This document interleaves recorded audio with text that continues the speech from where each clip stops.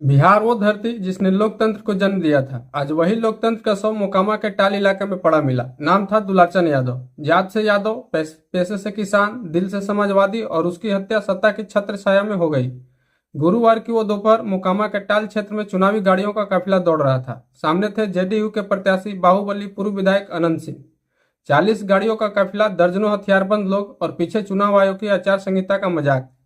कानून कहता है कि कोई प्रत्याशी 10 गाड़ियों से ज्यादा लेकर नहीं चल सकता, पर अनंत सिंह चल रहे थे 40 गाड़ियों के साथ। हथियार जमा कराने का नियम है, पर यहाँ हथियारों का काफिला था।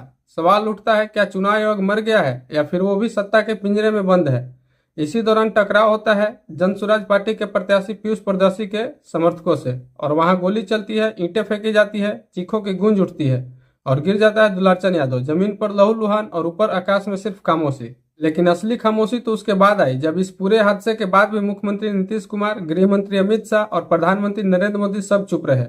उनकी चुप्पी ने बहुत कुछ कह दिया कि बिहार में अब हत्या भी राजनीतिक रणनीति का हिस्सा बन चुकी है। कल जब टेकारी में बीजेपी विधायक अनिल शर्मा को अपने ही गांव के लोगों ने विकास के मुद्दे पर खदेड़ दिया, तब सब चिल्ला रहे थे जंगल राजा गया। लेकिन आज जब मोकामा में एक यादव की हत्या हुई तो वही लोग मौन है।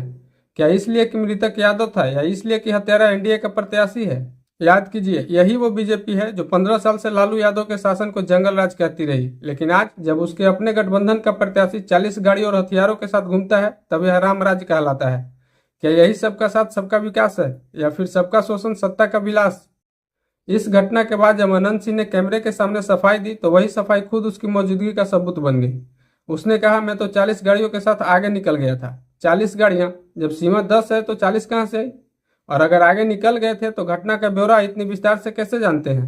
उसने कहा, उन लोगों ने पंजा पहना था, ईंट चलाए, यानी वो वही था। यानी अनंत सिंह ने खुद स्वीकार किया कि वो घटनास्थल पर था। तो अब सवाल है, जब साक्ष्य साफ है, स्वीकारोक्ति मौजूद है, जनता गवाही दे रही है, तो क्या पुलिस अनंत सिंह को गिरफ्तार करेगी, या फिर सत्ता उसे बचा लेगी? क्या नीतीश कुमार वही हैं जिन्होंने 2005 में कानून के राज का नारा दिया था, या अब वही सत्ता के राज के प्रवक्ता बन चुके हैं? मोकामा में सिर्फ एक यादव की हत्या नहीं हुई, मोकामा में बिहार के लोकतंत्र की हत्या हुई। उस लोकतंत्र की जिसमें गरीब को उम्मीद थी कि इस बार उसकी आवाज सुनी जाएगी। लेकिन सत्ता ने साबित कर दिया कि गरीब की आवाज सिर्फ चुनावी नारा है, न्याय सिर्फ पोस्टर पर लिखा शब्द है। जब दुलाचन यादव का शव गांव लौटा, हजारों लोग उमड़ पड़े।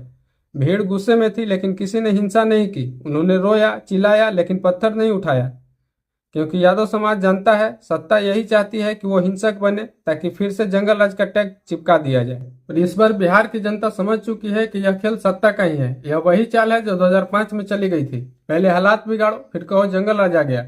लेकिन इस बार जनता कह रही है कि जंगल राज नहीं, जन राज आएगा। मोकामा का खून अभी सूखा नहीं है। यह सवाल बनकर बिहार के हर गांव में टपक रहा है। क्या न्याय अब सिर्फ ताकतवरों का अधिकार है? क्या एक यादव की हत्या पर भी दिल्ली खामोश रहेगी? और अगर यही लोकतंत्र है, तो फिर इस लोकतंत्र का अर्थ ही क्या रह गया? यह कहानी यही खत्म नहीं होती है, क्योंकि अब शुरू होगी सत्ता की चुप्पी, गोदी मीडिया का मौन, और उस साजिश की कहानी जो तेजस्वी यादव की सरकार को बदनाम करने के लिए रची जा रही है। मोकामा में पुलिस थी पर न्याय नहीं, कैमरे थे पर सवाल नहीं, और मुख्यमंत्री नीतीश कुमार, जो कभी सुशासन बाबू कहलाते थे, आज सत्ता की बंधक छवि बन चुके थे। उनकी सरकार में दर्जनों पुलिस अफसर खड़े थे, लेकिन किसी की हिम्मत नहीं हुई कि अनंत सिंह के घर का दरवाजा खटखटा सके। जब एफआईआर दर्ज हुई तो उसमें नाम आया अनंत सिंह का, वही अनंत सिंह जिनके खिलाफ पहले से हत्या, अपहरण और रंगदारी के 50 से ज्यादा मुकदमे दर्ज हैं।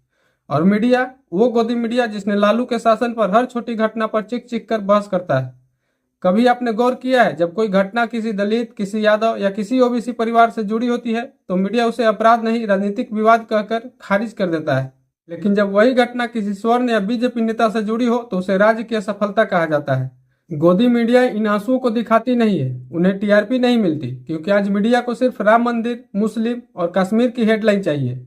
यह वही मीडिया है जो विपक्षी नेता को एक ट्वीट पर देशद्रोही बना देती है, लेकिन सत्ता के अपराधियों को लॉ एंड ऑर्डर इशू कर बचा लेती है।